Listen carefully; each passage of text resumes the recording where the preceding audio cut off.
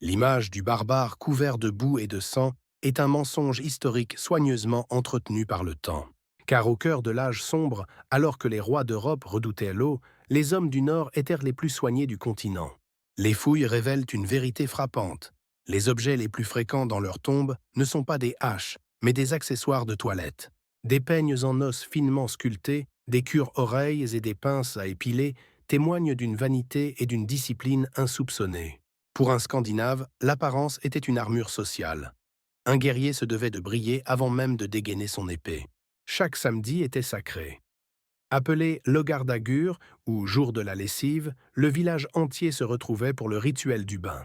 Pendant ce temps, dans les cours d'Europe, l'immersion totale du corps était perçue avec méfiance, voire comme un péché par l'Église. Les chroniques anglaises de l'époque se plaignaient même que ces païens séduisaient leurs femmes grâce à leur propreté et leur parfum. Ils utilisaient un savon puissant, riche en potasse, pour décolorer leurs cheveux et éliminer les parasites. Une hygiène quasi chirurgicale. Ce contraste était tel qu'un viking propre était considéré comme une menace pour l'ordre moral et la stabilité des nations voisines. Prendre soin de son corps n'était pas un luxe, mais une marque de respect envers soi-même et envers les dieux d'Asgard. La prochaine fois que vous penserez à un viking, oubliez la crasse. Imaginez plutôt le parfum du bois et la fraîcheur de l'eau. Si cette face cachée de l'histoire vous a captivé, abonnez-vous pour explorer d'autres mystères du passé.